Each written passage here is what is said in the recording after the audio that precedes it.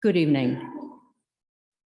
Welcome to the General Society of Mechanics and Tradesmen of the City of New York. We are so pleased that you can be with us this evening. The General Society of Mechanics and Tradesmen was founded 236 years ago.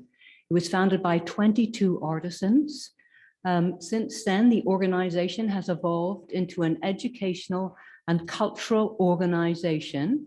Our main programs are the John M. Mossman Lock Museum that you can see upstairs, the General Society Library, of which of course you're in this evening, the tuition-free Mechanics Institute, and finally, our lecture series, of course, of which tonight is part of.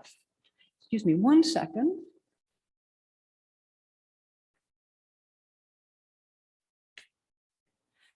Throughout tonight's talk, we'll take questions both in person and online. For our online audience, please feel free to submit typed questions throughout the lecture through the Q&A section, and of course, at the conclusion of the talk. We would ask that you use the Q&A section rather than raise your hand. Tonight's talk, of course, is part of the Labour, Literature and Landmark lecture series, and is indeed our last lecture in the series. Now tonight, we have a huge, the General Society has a huge pleasure in welcoming back Paul Kaplan, who gave a fabulous talk on the original Penn Station in 2019. And I've had a preview of his slides, and I know that's going to be the case again tonight.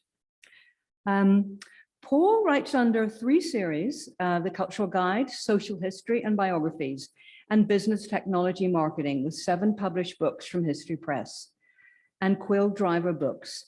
He has given over 55 talks globally for venues including the clubs of Harvard, Yale, Princeton, Union League, historic libraries and associations, schools, businesses, and private events. He's been featured on CBS Miami, the New York Press, Amsterdam, New York, Princeton Magazine, and numerous radio shows, including Writer's Voice and America's Dining and Travel. Mr. Kaplan earned a BA in Ethics, Politics, and Economics from Yale College, an MBA from Yale School of Management. Paul Kaplan has worked in marketing for over 20 years for publishing, financial, and technological companies. It is now my huge pleasure to introduce to you Paul Kaplan.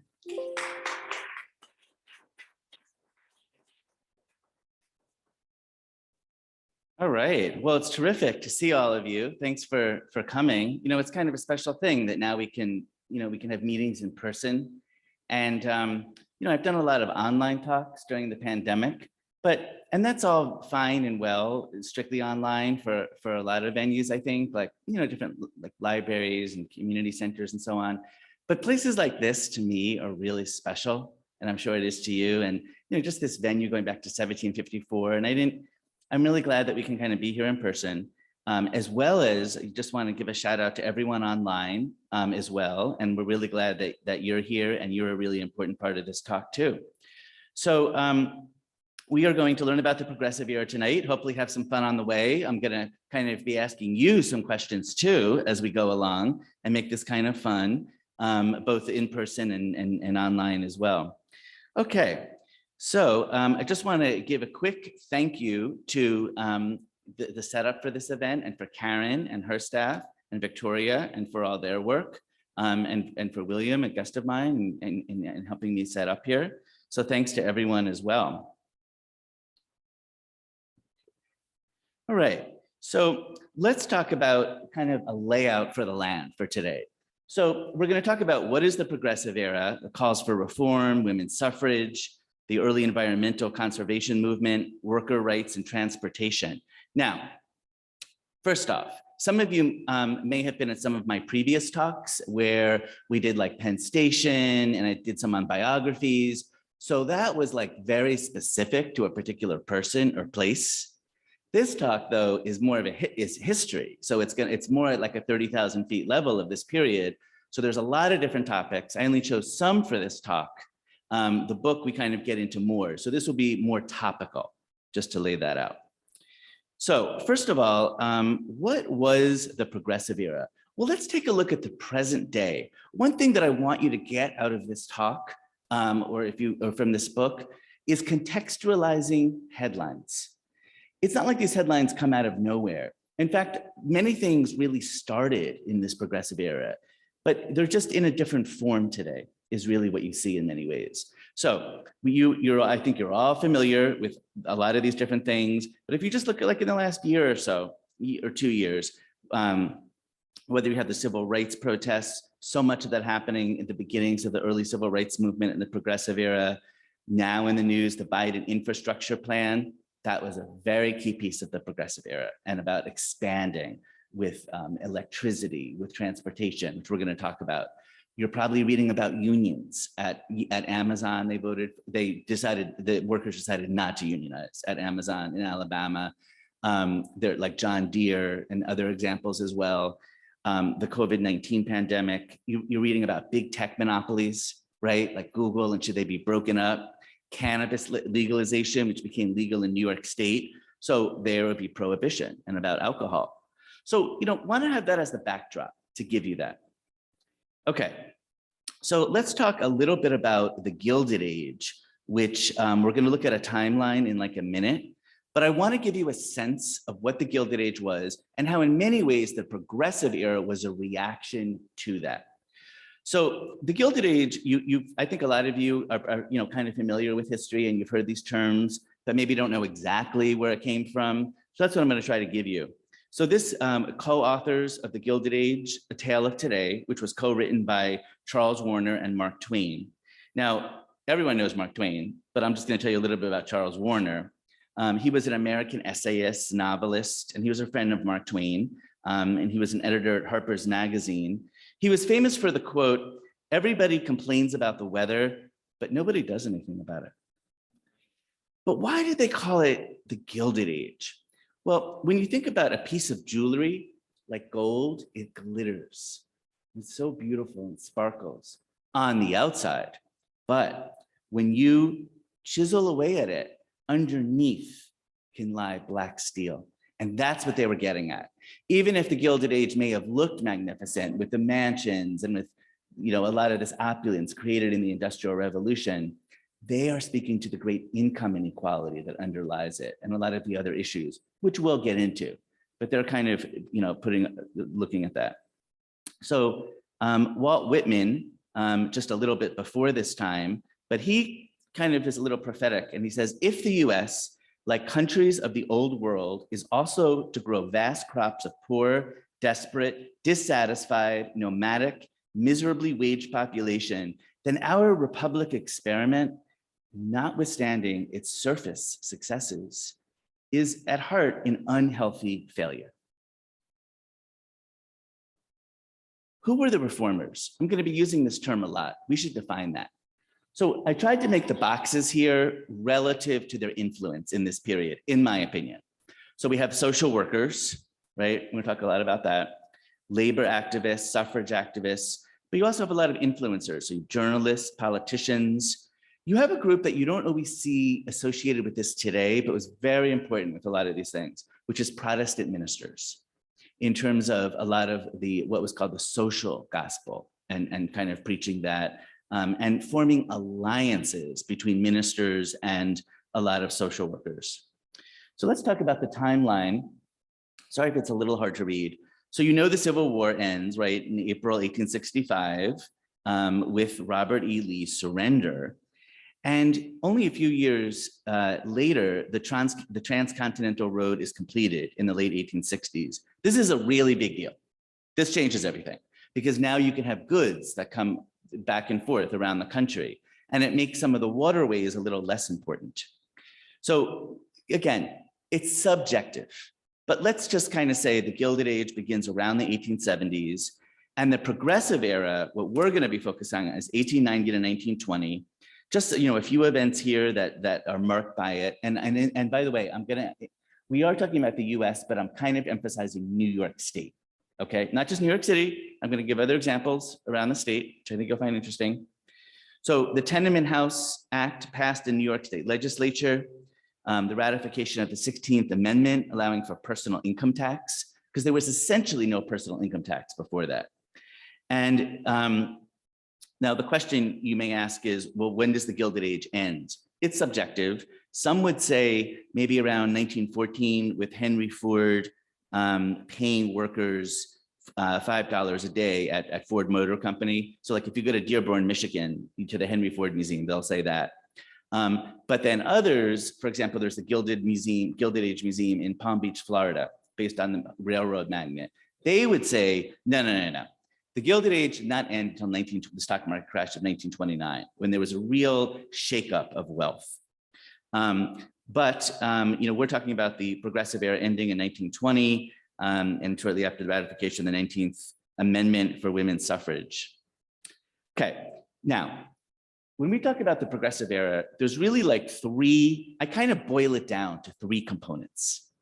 There's the common good, which we're going to emphasize in this talk. But there's two other things, and while we won't have time to get in too much with them, it's important that you know that it's not just all about the social reforms and all that stuff. Big part of it was anti-monopoly. And I think a lot of you are familiar with a lot of the antitrust work and Teddy Roosevelt breaking up a lot of the companies. I'll refer a little bit to other talks just because I think some of you were at them, and just as a learning thing to kind of connect the dots is helpful. Okay, those of you who were online who were at the Penn Station talk, remember how we talked about how that was a monopoly and how Alexander Cassatt felt it provided an unfair advantage over small providers. So this is where the government, and that was during the Progressive era. So that's where the government's looking into that. The other piece around this is organizational efficiency. So this idea of like using data to draw decisions or using empirically based reasoning became much more in the mode to evaluate programs, for instance. So for example, at a settlement house, which we're going to talk about, instead of just kind of guessing which programs are effective, it was the idea of using data. But there's a dark side to all these things, and we're going to talk about that. So was this era progressive or was it regressive? Well, you know what? The truth is it was both. This talk, nor this book, is not a nostalgic look at the Progressive era and all these wonderful things happened, and then we went into the 20s. That's not what this talk is. This talk is eyes wide open, looking at a lot of the great reforms, but also some of the dark side with it. So we have, on the left, I won't read the list, you have it here, but whether it's early civil rights, women's suffrage, the housing improvements, animal rights, certainly a lot around consumer safety, right? A fair income tax. But on the other hand, you have unions that excluded Blacks, women, and unskilled. You had eugenics, and that was kind of a big thing. So eugenics was really about improving human hereditary by social control of human breeding. So there were academics, there were biologists, there were influential scholars who kind of formed the American Eugenics Society, and there was the American Betterment Society as well. And they really tried to, they kind of had this idea as well as Charles Davenport, you might have heard of, who was an American biologist, who basically said, all right, look, if you want to change society, forget about all this other stuff. You need to actually, and I know it sounds terrible, but this is how they felt. You need to actually change the breeding. And they discriminated against certain groups and felt other groups should basically breed more. In later periods, there were forced sterilizations of sometimes the mentally unill, they called them the feeble-minded, of epileptics and other groups as well. Now, there were some prominent figures in this, and they often would meet with very rich philanthropists and convince them that if they really want to change society, they have to do it through eugenics. There was one person who also was kind of influential in this movement. He was very into holistic at the time, actually. And he was a very well-known American manufacturer of food. Anyone know who I'm talking about? Wow, you guys know your stuff. Very good. Thumbs up. Kellogg's. If you didn't get it, I was going to say you probably had it for breakfast this morning. Okay, so the suffrage movement we're going to talk about, but it didn't fight for a lot of Black women. There was a scientific management, which we're going to get to, the crowding out of small businesses. There's also the idea of, because I want to give you both points of view. It was very moralistic, a lot of reformers. They overreached into private citizens' lives. And I think they got a lot of backlash for that. So even though they had a lot of good intentions, I think that they went too far with trying to close bars down, with making judgments about divorce and whether you should do that, about the proper way to conduct yourself. So, kind of want to give you that whole picture. So let's now talk about some of the calls for reform. I mentioned housing improvements before. So in 1879, housing reform begins, prohibiting construction of buildings with windowless interior rooms, right? So this is in the city of New York, but it's also the state. I mean, it's not just in New York City. It would be like in Albany and other cities as well, where you had some of this. And it required that all rooms have windows facing the street, rear yard, or an interior shaft. So you kind of have the dumbbell weight shape of a lot of tenements. Okay, in reality, this law did nothing. And the law mandated that there was no light or air to apartments, and residents would often throw garbage out their windows. For landlords, it was a windfall. They had no incentive really to improve properties. Well, in 1901, the New York State Legislature passes a new Tenement Act of 1901, and that banned dark, unventilated buildings in the state. So new tenements had more light coming in, windows in each room, indoor toilets for every 2 families, crucial for hygiene. Because before, typically you'd have to go all the way down the stairs, there would be an outhouse in the back, and there would be so many families sharing that. It was very unhygienic, as you can imagine. Developers rush to build the tenements before the law implements. For them, this is going to be a huge loss, right? So they challenge it in court. But if we just take a step back, before we get to the legal part, this was a pretty inhumane housing. I mean, if you think about the most classic on the Lower East Side, it was the most crowded in the whole world at the time. And there was really like 5 or 6 people living in one tenement. And again, it was issues around the sanitation, a lot of diseases, tuberculosis being among them. But no, the landlords challenged it in court nevertheless, and they did so under an unusual legal argument, which was under the 14th Amendment, which is the citizenship rights and equal protection under the law. So the jury does side with the city, and it goes to appellate court, and it winds up in the US Supreme Court. There's a famous case called Katie Moachen versus the Tenement House Department. And the US Supreme Court rules in favor of the tenement housing department. In other words, they're saying your argument does not hold water. They're not trampling on your individual property rights. So, here the progressive era, it's about making these reforms, but at a bigger picture level, it was very much about the importance of cleanliness in the home and like having the private sphere and how that would impact the public sphere. That was a lot of the notion. So there became a lot more public interest in those reforms. Now, also child labor laws. So there was little public awareness about child worker exploitation, which was rampant at the time. Okay, so there was a lot of families that really kind of broke the law and didn't care, and then you also had employers that benefited from it. So I'm going to try to read you some quotes a little bit in this talk, because besides hearing me, I want you to hear eyewitnesses. Okay, so this is I'm just going to read you a little part of it. In 1900, walking up the long, orderly building, you become suddenly aware of a little gray shadow, a shadow flitting restlessly up and down the aisles. A small girl with bare feet and pale face. She has a worn and anxious aspect, as if a weight of care and responsibility rested already on her baby shoulders. The tiny fingers repair the damage at the first place, and she walks listlessly to the other. With a great shock, it dawns on you that this child is working. So that was, I just wanted to give you that eyewitness account. Employers and families resisted child labor laws. Many families relied on the income. They would lie about their child's age. Dropping out of school was very common at a young age.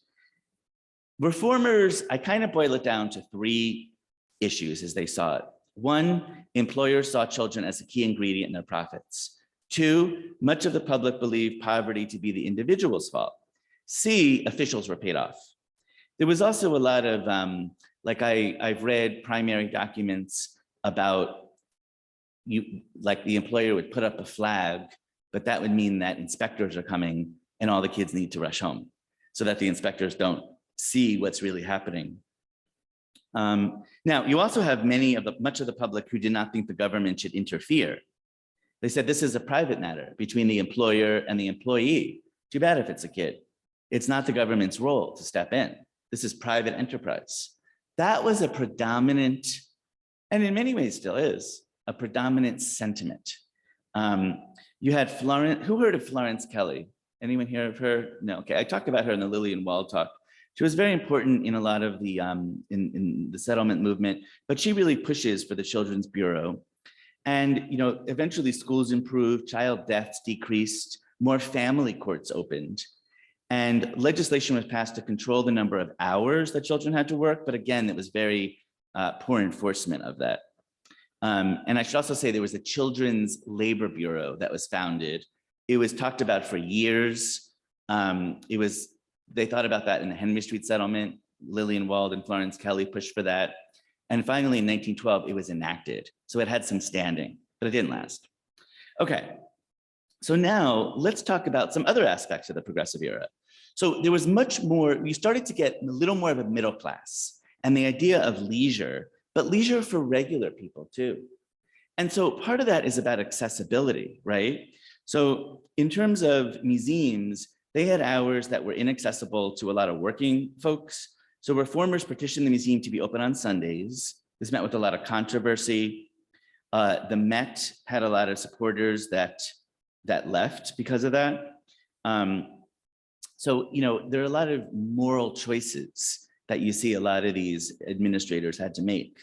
There was also an emphasis on seeing nature, right? So what they could, like, especially like children seeing real things, quote unquote. So you're familiar with the outdoor air fund, right? Which is still around. So that's still happening. But it was the idea of taking a lot of these urban kids and taking them upstate to some of these estates and showing them nature, showing them, more than just like understanding how even like farming worked. So as I mentioned just before, Reverend Willard Parsons, he started the Fresh Air Fund, which you see that like in the Times advertised now in order to do that. There was also a notion of kind of redeveloping urban. So Jacob Rees, I think a lot of you know, and Lillian Wald, they had the Outdoor Recreation League, and they typically bought abandoned urban sites and turned them into playgrounds, picnics, small parks, interior spaces. One example is Clinton Hall, which offered more meeting rooms, dance halls, bowling alleys, billiard rooms. Wait a minute. Is this going to be met like, oh, that's great, you're having all this? No. Bowling alleys, billiard rooms, it was very controversial, dance halls. And a lot of reformers who wanted to improve people's lives, but see, again, this is a little bit of the darker side. Like it was very moralistic. So they'd say, well, you can't have dance halls or you can't do this. So it became, there were a lot of sort of like inter-splits, I think, around that. Teddy Roosevelt and JP Morgan helped open the Museum of Natural History. And you also had some of the, and I'm putting this in quotes, okay? I'm not saying this is worse, lowbrow entertainment. Circuses became really big, Barnum and Bailey's. But you first had Barnum's American Museum, and that had a lot of zoos, and it had a lot of things that would never be acceptable by today's standards, like oddities and freak shows. So it was that was the most popular of its day, mid-19th century, and it spawned similar shows. There was a lot of interest in the West. Not really how the West was, but like the mythologized version of it. So you have like Buffalo Bill's Wild West with Buffalo Bill, and who was the companion who did that? Annie Oakley, right? there's the Irving Berlin musical on that. Fascination with the West. So there's also baseball, the American League, Ebbets Field in Brooklyn in 1913, playing the New York Yankees. And they started to get very, very popular.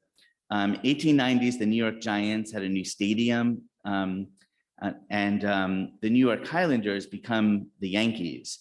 Now, in Brooklyn, the bridegrooms, also called the Grays, in 1895, they were nicknamed the Dodgers. Why were they nicknamed the Dodgers? Trolley Dodgers, right, exactly. That's kind of funny. So for just online, so everyone knows, a person in the audience knew it was the Trolley Dodgers. Okay, so here's just, I wanted to kind of give you the sense of the Met, since that really would be considered the most comprehensive museum I think in the US. So it began with pretty humble beginnings, 1870, you see here, and then kind of moved along. And in 1880s, in 1889, became in Central Park. So Frederick Law Olmsted and Calvin Vaux built Central Park way before that in the 1850s, but some of it was kind of put on hold with the Civil War, and it took a few decades to really kind of enact their vision of it being more of a place of leisure. Okay, let's talk about some innovative solutions. So something I mentioned before was settlement houses, right? Settlement houses, like some examples are the Henry Street settlement, which is still there. I tried to put up things that are still there today so you can see them. The Henry Street settlement and the University settlement. University is focused on education. The Henry Street is on healthcare and also just a lot of social programs. Now they do a lot with battered women and so on. Okay, when I say settlement house, what do I mean? What does that mean, a settlement? What makes it that? But there's something specific, because there are a lot of organizations that did that weren't settlement houses. What makes this a settlement house? Any idea? Yeah. No, definitely not. Some of the settlement houses for the first decades were all privately funded. That's right. Who said that? Yeah. It's neighborhood based, and I'll just repeat for our online folks. So it's neighborhood based, but it's even more, there's something even more than that, which is the workers who served it live there. That's the difference.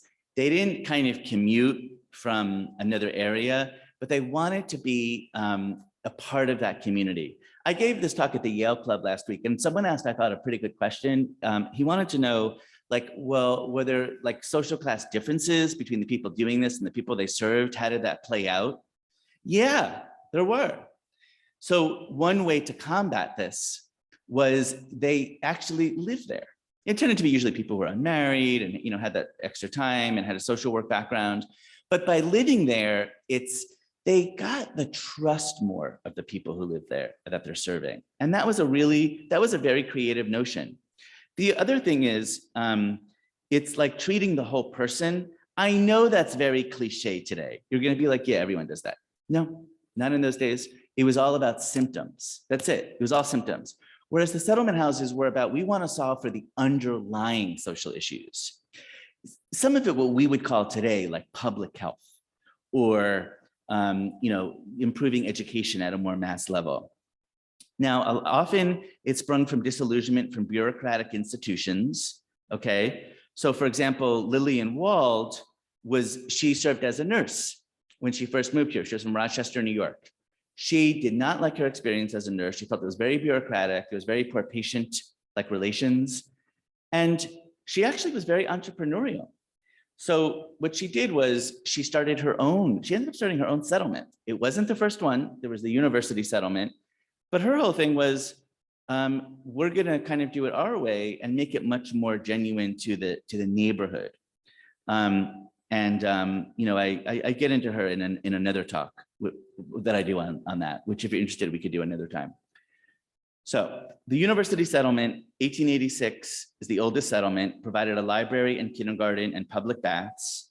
And there was some very famous people who came out of this. Walter Wheel, who's the founding editor of the New Republic, early columnist for the New Yorker, which started in 1925, George and Ira Gershwin, the mayor, Abe Beame, in the 70s.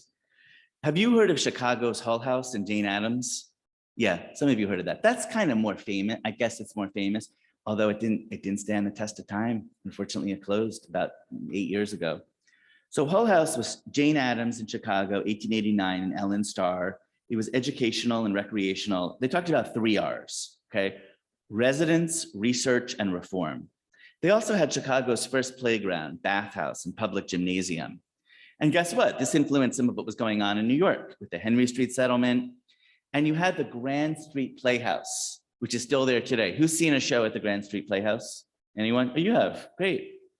Well, the Grand Street Playhouse was really about the arts and bringing the arts to the community. And they had like just residents of the area who would learn it, but then they also had some pretty famous actors. So it was like a really interesting juxtaposition, and also like dance as well. But the Henry Street settlement, it wasn't just all that. It was also a safe medium to discuss budding ideas.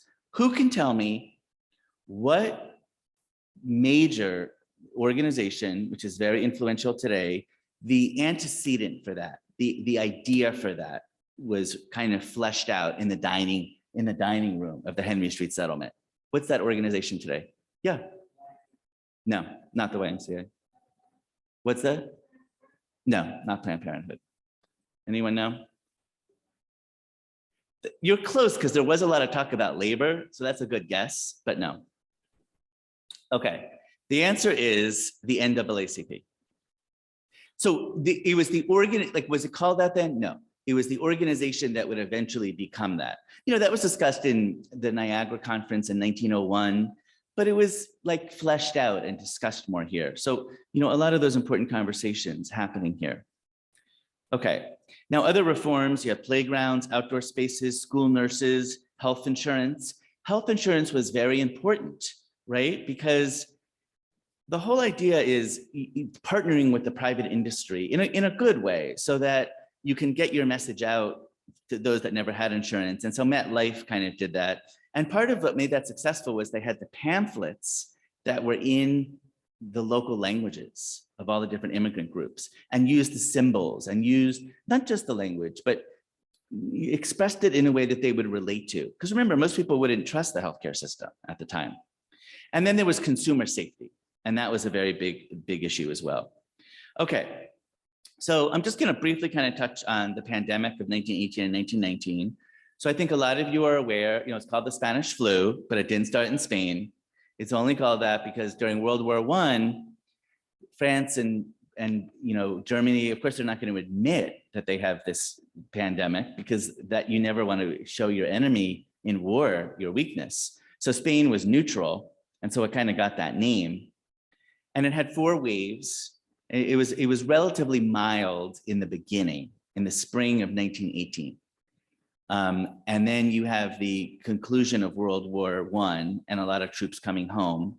Its origins are in debate. There are different theories about how that started. Some theories are that it did start in Europe and was passed around with a lot of the unsanitary conditions in the trenches.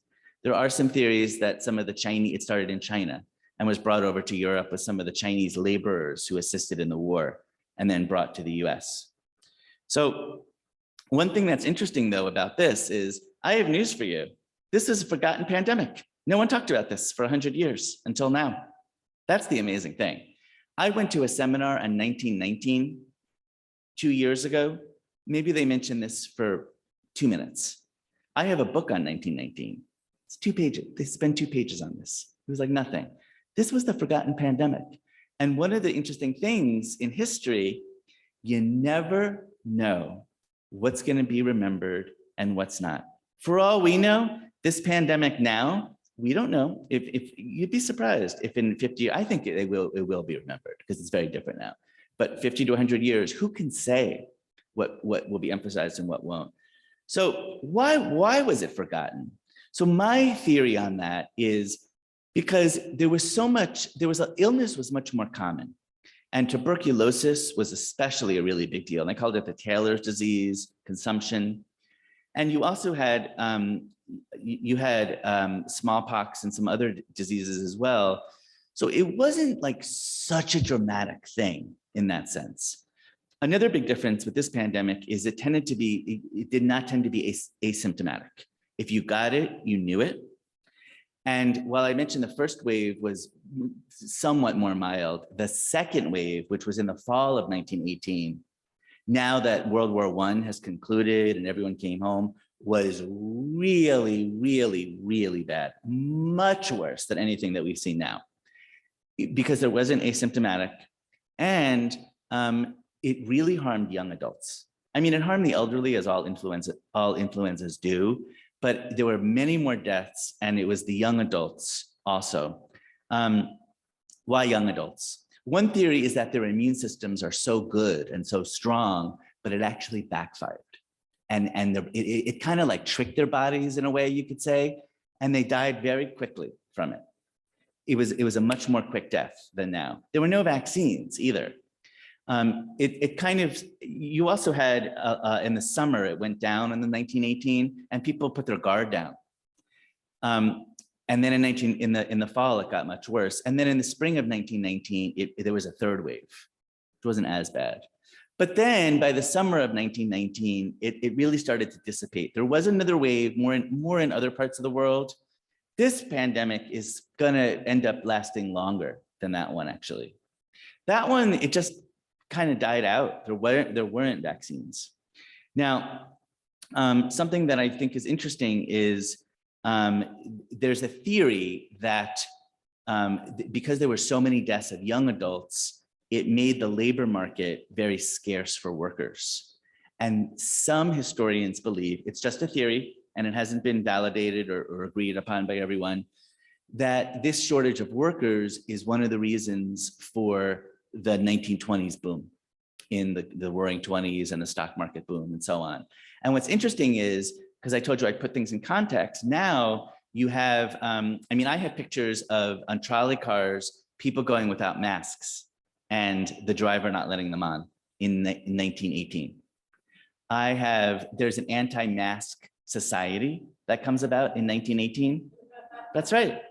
So that's, one of the things I think in like doing these lectures and things you go to is these things don't come out of nowhere. And even though there is a lot of, there's some of this all around the world, I think it's fair to say it's a larger percentage in the US, but it didn't, and it's more influential. That's the difference. It's everywhere, but it's more here. But it didn't come out of nowhere. It was like that 100 years ago. So I thought that was interesting. Okay, let's turn to a different topic of women's suffrage sort of briefly.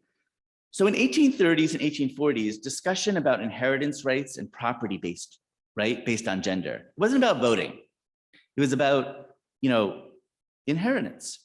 Now, Lucretia Mott and Elizabeth Cady Stanton, they knew each other from abolitionist circles, and they began to turn their attention to the women's right to vote. So they delineated 19 abuses and usurpations of women's exclusion in voting, as you see, demanded equal rights in many fields, not just voting. Now, there was the Declaration of Sentiments in 1848, as I have here in Seneca Falls, right, which is near the Finger Lakes. It's near Rochester, New York. Now, there was an onslaught of negative press. It was so strong that a lot of signers had to back out. And they even joined the opposition. So we kind of have to understand, like, it took a lot of bravery to do this kind of thing. A lot of women were opposed to suffrage. They felt that it would disrupt the family, that they didn't want to bring the political sphere into the home. And so a lot of backlash was from not just men, it was also from women. Here you had 1870, the 15th US Constitutional Amendment gives Black men the right to vote. So there's kind of like a split. Some are for the 15th Amendment, some are against the 15th Amendment. So I tried to summarize that in a table here for you. Lucy Stone and Henry Blackwell, who were noted abolitionists, they favored a state-by-state approach. They were thrilled to get this US Constitution Amendment, but not Susan Anthony and Elizabeth Cady Stanton. They were very focused on this US Constitutional Amendment. So there was a lot of split in the organization. And there were two organizations that merged, but they were, remember, this is on a state level. So there were a lot of mountain states that gave women the right to vote, okay, Wyoming being the first one. And then eventually more US states and territories followed. And in 1912, it really heats up. About 15,000 suffrage supporters took to the streets in New York City. So this is over like a 70-year period. There's kind of like ebbs and flows of that. We don't have time to go into too much depth. In the book, we do much more, but let me just tell you a few other things. So first of all, male suffragents. I bet no one's heard of suffragents. I wanted to bring you things in this talk, in this book that people don't know about. The male suffragents, New York City was the center of that movement. They paraded down Fifth Avenue, for example. They, did a lot of speaking, writing, lobbying of legislators. And, of course, they were like the object of a lot of scorn and ridicule. Now, the New York State Suffrage, let's talk about that. So in the Great War, right, that was World War I, it was called the Great War. You have a lot of women participating in the labor for the first time in the workplace and sending their sons off to war, but yet they had no say. This was a pretty effective and poignant two talking points, because they could say, like, how could you make us do this, but then we get no say in it? There was the New York Women's Political Union. The media was generally opposed to women's suffrage, especially the New York Times, actually, and Ladies' Home Journal. So it went up. It went up for referendums, and eventually it was passed in the New York State Senate. Okay. Now I'm going to read you an actual quote from one of the key people who did that, Carrie Chapman Chatt, president of the National American Women's Suffrage Association and president of League of Women Voters. So she says, mayors come and mayors may go. 100 years from now, the deeds of present-day mayors will have been forgotten, but the children of the centuries to come will learn that on November 6, 1917, a great step for human freedom was accomplished in the state of New York. I want to give our heartfelt thanks to the men who voted for suffrage, and to those who voted no, I want to say that we won fairly and squarely. Be good sports now and accept us into the fraternity of democracy. See, isn't that interesting? She's predicting correctly that, Now, in June 4th, 1919, both US Congress branches passed the amendment, and 14 months later, it gains the needed 75% state ratification. So with the passage of the 19th Amendment, American women received the right to vote for the first time. Is that statement true or false? Why? Right, perfect. And for those online, the audience correctly pointed out that they had the right to vote in other states, and it wasn't the first time. So it's often a misconception. But what about Black women's suffrage? A lot of this was seen as like a very white upper class phenomenon. And Seneca Falls and later efforts, it was, so working class white women and Blacks often felt excluded from all this. And there became a Black women's suffrage. And that tended to be a little different. It was more community-based. There was the creation of the National Association of Colored Women that Mary Terrell on the right. They were also tending to be focused on a lot of the severe voting restrictions and the Jim Crow laws in the South. But it's important to know that there was a lot of the white suffragettes did not help Black women that much either. So we want to look at those nuances. Let's go to the animal rights. I want to give you a sense of that. That's an important part of this. So what was the initial focus of early animal rights? What was the animal? Or what was it? Yeah, they say horses. You're right, but that's not the answer I'm looking for. There's something else. I'm going to give you a big hint. Think of women's fashion. Right. Oh, you guys are really good. You guys are really good. So everyone online could hear. So if like women's fashion was, with like the birds and the feathers. So hats with bird feathers or even the entire stuffed bird became very in mode. And more than 5 million birds a year were being slaughtered. Nearly 95% of Florida shoreline birds were killed by plume hunters. And you had the advent of the Audubon Society. They held teas for wealthy women encouraging them to change their fashion. It was like a cultural shift, all right? Like Christmas celebrations were usually hunting mammals or birds, but you can do that in a different way. It wasn't that successful in changing public awareness, but the Audubon Society did try to focus on herons, gulls, water birds. Well, in 1910, the New York State Legislature passed the Audubon Plumage Law, which outlawed the sale or possession of feathers from protected bird species. So that was a really important law. And in 1918, you have the Migratory Bird Treaty Act to protect the North American birds. And you started to have bird sanctuaries where researchers could study them and improve some of the conservation efforts. So animal welfare organizations, you have the ASPCA, the Humane Society. In 1866, the philanthropist Henry Bergh founded ASPCA because he lamented the plight of animals, horses, like you correctly pointed out, while serving for the Russian court of Tsar Alexander II. Now, he saw that farmers and peasants beat their workhorses very severely, and he wanted to replicate the Royal Society for Prevention of Cruelty for Animals. And he wrote the Declaration of Rights for Animals. Now, the New York State Legislature passed a charter incorporating the ASPCA and the first anti-cruelty laws. So he visited slaughterhouses. The ASPCA, he borrowed from the Prevention of Cruelty to Children. And in 1904, the Humane Society was about protecting horse abuse. And he lobbied for watering holes for horses in the streets and parks. Now, another problem was there were so many horses that the horse manure was a serious, serious hygiene issue. And it wasn't being cleaned up. And so there's all kinds of pictures of that. And so they eventually hired these in this very systematic way, these cleaners of the streets to combat that problem. And later, as you guys know, these organizations became an adoption center for cats and dogs. So who's this on the left? John Muir. And who is John Muir? Yeah. So, exactly. So just for online, where you might not have heard that. So John Muir was a naturalist, and he really changed the way I think that the public saw the outdoors, that it was something to protect, worthy of protection, and it was worthy of, it was an end of and within itself. So he was friends with Teddy Roosevelt. You see him on a stamp here.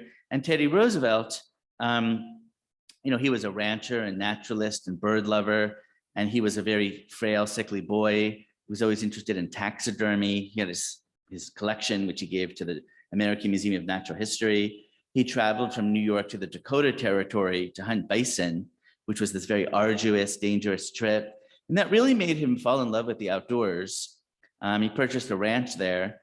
And as a politician, being the New York State governor for 2 years, the VP for 6 months, and after President McKinley's assassination, the president, 8 years, he enacted a lot of legislation, preserving campgrounds, game reserves, new forests, a lot of executive orders to protect lands. Some statistics for you: 150 national forests, 51 federal bird reserves, 4 national game preserves, 18 national monuments as well. Just wanted to kind of show you here that a part of this was a renewed interest in outdoors. So I wanted to get you like New York State oriented things, because that's kind of like the focus of this talk. So this photo is of early Adirondacks in northern New York State. And it's a renewed interest in outdoors, hiking, hunting, camping, preservation. And a lot of that was about that. Because here's the thing, they understood that if you don't get the public to care, right, and they're not going to interact with the outdoors, they're not going to care about preserving different species and because you have to get them to make changes in their own lifestyle, which is hard to do. Okay, let's move on to worker rights. So at this time, there were a lot of unions and strikes. There was an increase in unions and strikes during this period. A lot of jobs, we have to remember, are very dangerous. Workers their expectations rose markedly about what they expected from a job, but the wages did not match that. A lot of owners here in this state felt they had a right to run their own business. No unions, no government intervention. So that was a tension. But generally, the public was not supportive of unions. It was not supportive because part of it was the way the media portrayed it. There was a lot of sort of propaganda about being very violent. I mean, some strikes were violent. That's true. But sometimes it was the employers who made them violent, or there were other groups like anarchists, like over there. But they kind of made the strike be about that violence when really it was like independent a lot of times, the way that the violence started. So you also have, I mentioned before about scientific management, right? When we talked about, remember we talked about organizational efficiency in the beginning of the talk, okay? I told you there was a dark side. And I mentioned I get to that later. Now we're getting to that. So this was Frederick Winslow Taylor. He basically was a pioneer of systematic management that favored piece rate schemes that encouraged workers to defy their formal and informal working rules and increase production. So Frederick Taylor, he grew up in a well-to-do family. He served as a machinist and pattern maker, but he saw the inner workings of a shop floor, and he wrote a book called Shop Management. But he wanted to make things much more efficient. But here's the thing, he lacked any empathy for workers. He thought of them simply as paid cogs in a system. Quintessential to this period, it was survival of the fittest. It was piecemeal compensation. Oh, you didn't keep up? I'm sorry, I'm just not going to pay you. You didn't meet the quota, you didn't meet the number of pieces. He was very into these motion studies, breaking down a task, but there was no real thinking behind it. All right, so workers hated it and they resisted. And Taylor would threaten fines, layoffs, firings. Here's the thing, and I write about it more in the book. Sorry, we don't have more time to go into it. It didn't catch on, but it changed attitudes towards workers as being more interchangeable. Now, there was a backlash to New York unions. Some felt union leaders were corrupt, which definitely a lot were. In 1880 and 1900, this number of strikes skyrocketed. And I mentioned before about the violence. Sometimes they were hired thugs to sow discord. Sometimes it was within unions. There was a large number of bombings that targeted businesses and anti-union organizations. So what did President Teddy Roosevelt think of this? He was understanding of workers, but he also questioned the closed shop system under which workers in effect were forced to join unions, okay? Now, were unions united? No, they were disunited in many ways. So they were often, they tended to discriminate against Black workers, women, and those that were unskilled. A lot of men were concerned that women would bring down wages. They were definitely threatened by Black workers because they were generally willing to work for lower pay and under worse conditions. So Samuel Gompers, who was a former cigar maker, he led the ACL, the American Civil Union, and he was fighting for higher wages and shorter hours. Gompers felt this way too about, their whole thing was about reducing supply of labor. That's what they were trying to do. So Immigration Act of 1924, which would come to limit immigration, fewer women in the workplace. Another thing is the Chinese Exclusion Act. Starts in 1882, but in this period to reenact it, lobbying Congress, please renew it, because we want to keep out the Chinese as well as other immigrants. We'll limit the supply of labor and then we can command more power. That was kind of their strategy. With the women, they thought of it more of a cycle is how they explained it.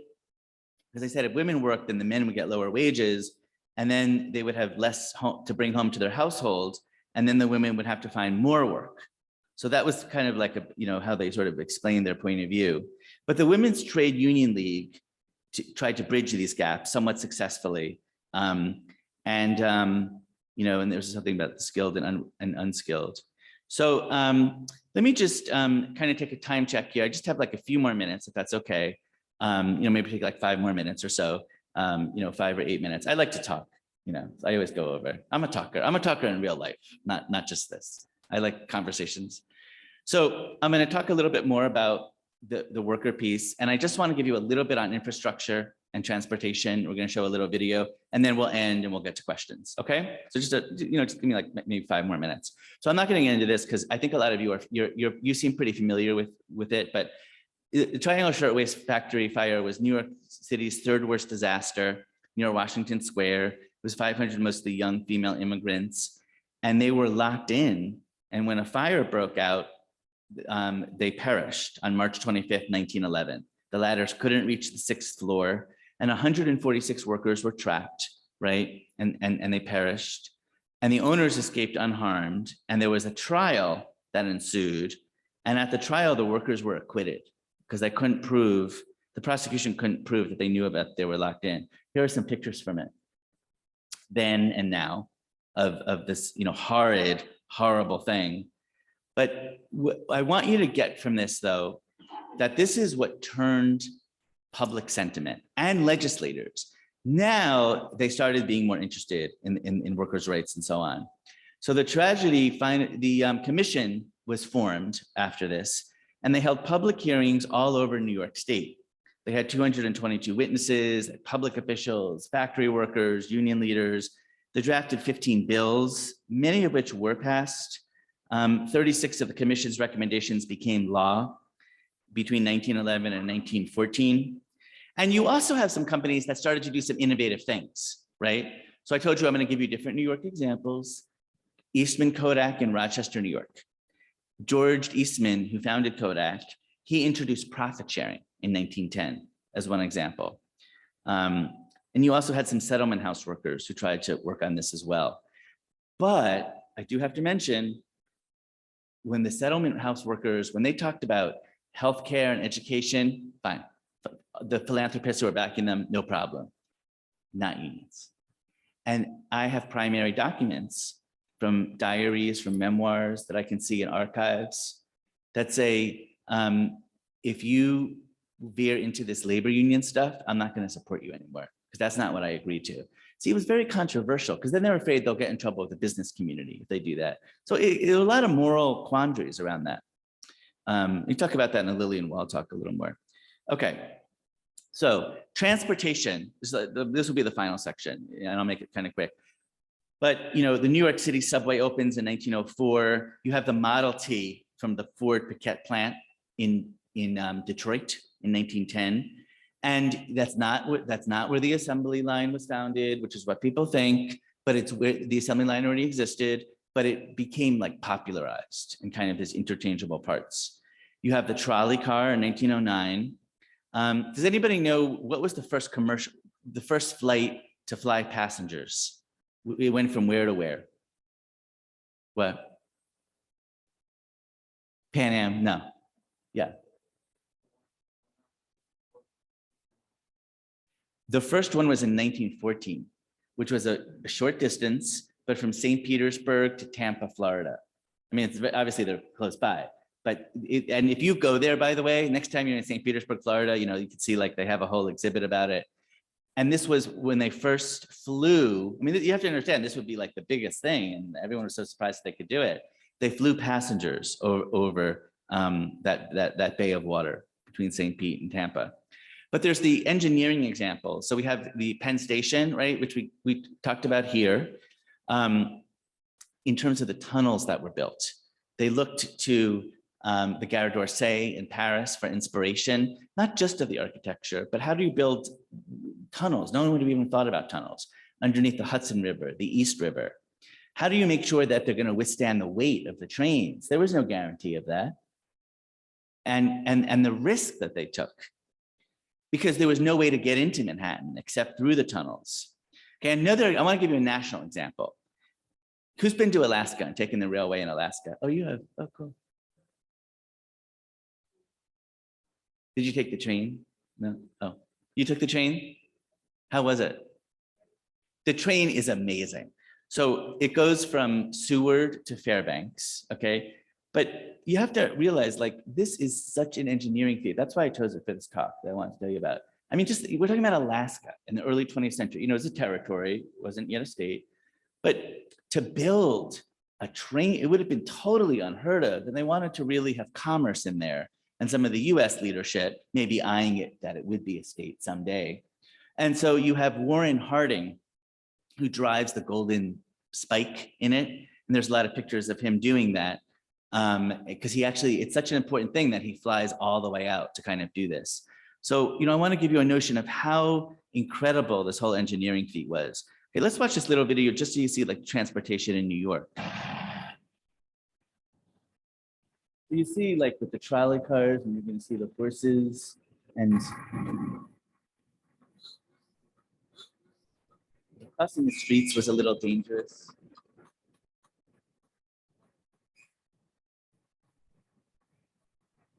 They all wear nice hats.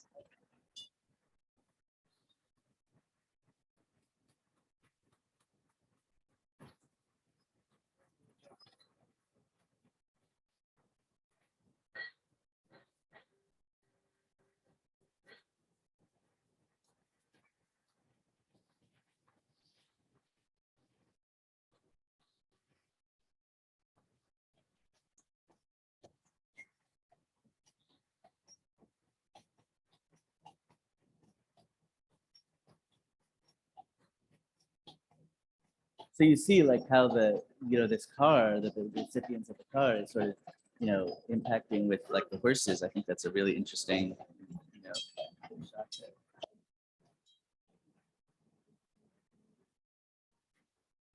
I'll just give you a sense of the wardrobe, the fashion, and some of the parks that you would recognize. I mean, some of the statues are still there. This is all in Manhattan. I'll just give this like 15 more seconds and we'll wrap up.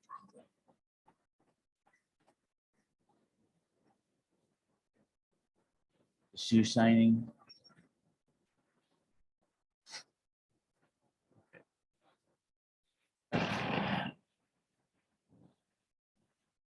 Okay, so then the last thing I want to say is around what happened? Why did the progressive era decline?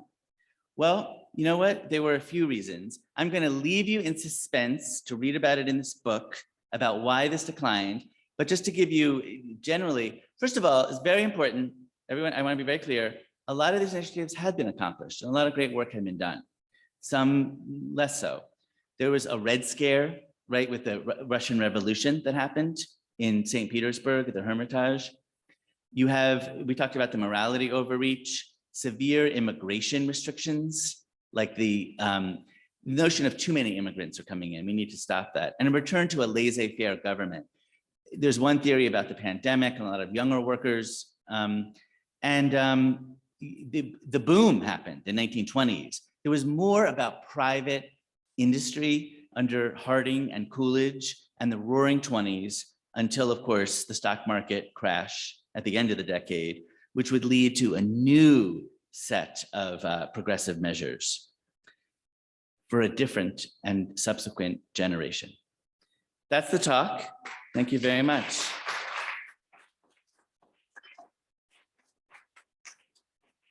You've been a great audience. Just to say, here are other topics covered in the book. And if you want to purchase the book, we have, after the questions in the back, this is the book. It's like $22. I'll give you a discount off the price.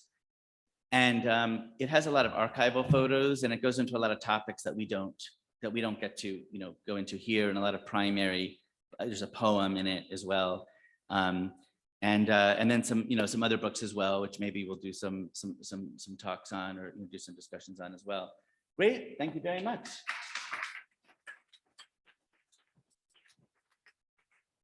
Paul, I just want to thank you so much.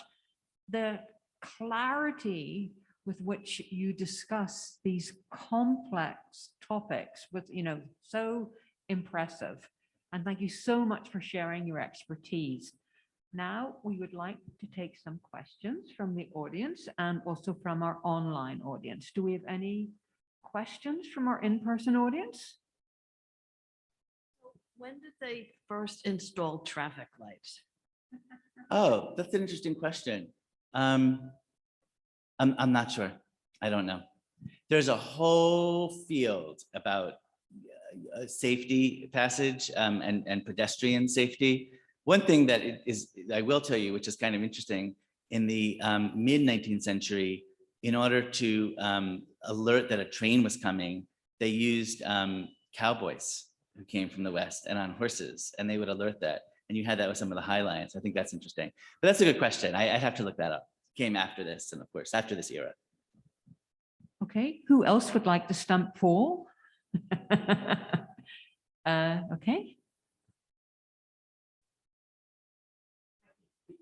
No, I'm going to ask you because it's being recorded. Thank you.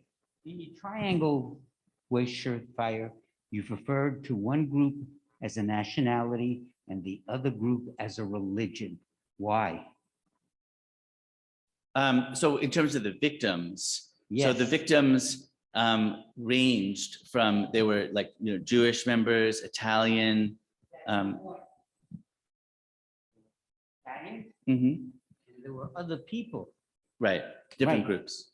but being Jewish is not being Romanian or German or Polish. Yeah, but in this case, it's not like looking into that. It's simply looking at different groups who were impacted. So in that case, using Jews more as an ethnic group.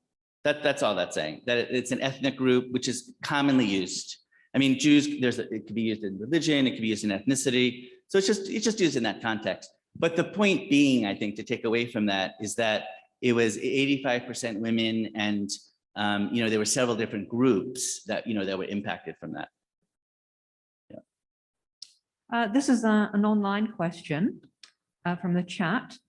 Can you eventually contextualize this talk in regard to the intense nativism of the early 19th and the late 19th and the earliest 20th century? Yeah, sure. So there was definitely a lot of nativism in this period, the late 19th and early 20th centuries.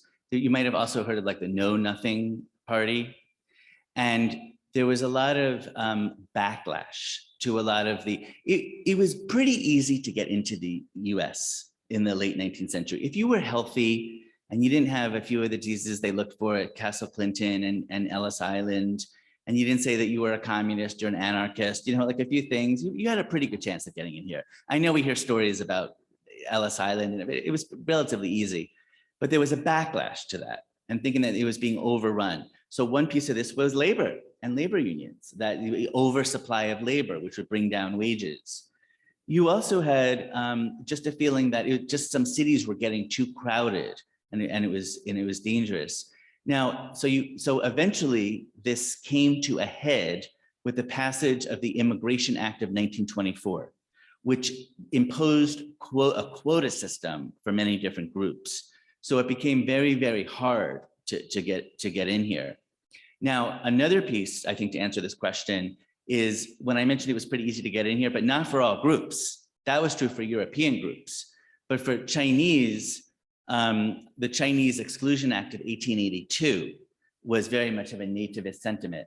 I think to also address this person's question, we should note that a lot of that was also from the Western states and like California, Washington state, because they saw the Chinese as competition in like gold mining. And again, so they lobbied a lot of their politicians. It was in the East too, but it was a movement that more started in the West for the Chinese Exclusion Act, which was only going to be for a while, but it ended up being for decades and decades and decades because of some of this, of renewing it. Right, very comprehensively answered. Do we have any more questions? Well, I know that some of you will be, I'm sure, happy to speak to Paul informally after the lecture, but now I am going to thank you, Paul. These are just like some of the words, that I wrote down. Also, one thing I was really struck was how balanced everything was and how you were sympathetic to all different perspectives. And that's not always the easiest thing. And I think that's like really commendable and just so informative, so illuminating. I mean, I just learned so much. I wasn't brought up in this country, so perhaps my history isn't as good as, as many of the audience, but you just revealed so many things. And I just want to really say what a fantastic book this is. And for anyone who you know who loves history, loves New York, loves development, loves progression, this would be just like a fabulous gift. And I hope you will consider purchasing it at the end of the talk.